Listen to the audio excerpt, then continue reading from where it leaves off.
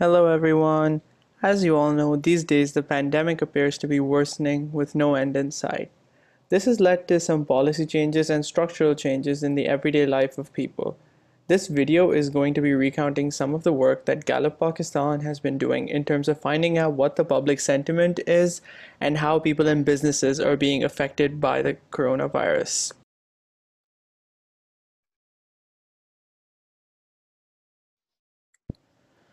Due to the coronavirus pandemic, many universities and schools have decided to switch their classes online and impart knowledge via software such as Zoom or Google Meet.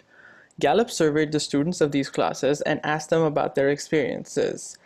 84% of the students did not like attending the online classes much. Over 7 in 10 of the respondents do not support the continuation of online education, and the net support for online education has fallen to negative 42%. Additionally, 75% of the respondents say that if colleges and universities are reopened normally after the coronavirus, all classes should be taught at the college campus. As I mentioned, 84% of the students were opposed to online classes. Now, such a high number can be inferred to mean that the students face some immense difficulties while taking online classes. And these difficulties were inquired by Gallup, and they are as follows. Over 1 in 2 students say that they had to use their mobile or their smartphone to attend online classes.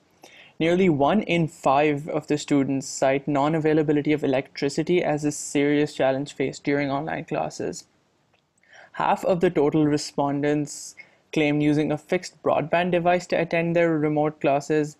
A very high 80% claim that internet connectivity is an issue for them during online classes, and 82% of the students claim that the quality of internet is a somewhat or a very serious problem faced by them while using their phones or computers for their online classes. Some more difficulties faced by the students while taking online classes are that a very high 87% of the respondents claim that they had to attend their online classes from a room as opposed to being in an open space. Nearly half, which is 48% of the students, report being involved in other tasks while attending online classes. These may be anything from household chores to looking after loved ones. 48% of the students responded that they did not sit through the entire lecture during their last class, meaning less than half of the class was present. And 41% of the students report being with other people while they attended their online classes at home.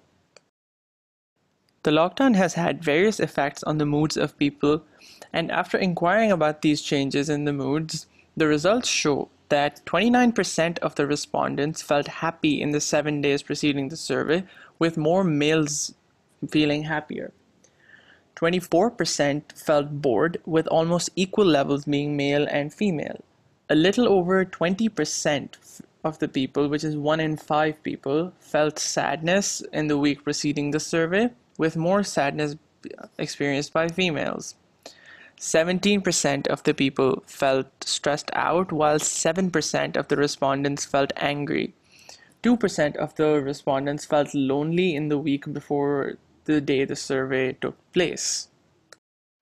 Some points to note are that the highest level of happiness was reported among male respondents, and that urban and rural numbers of happiness, of anger, and of stress were very similar.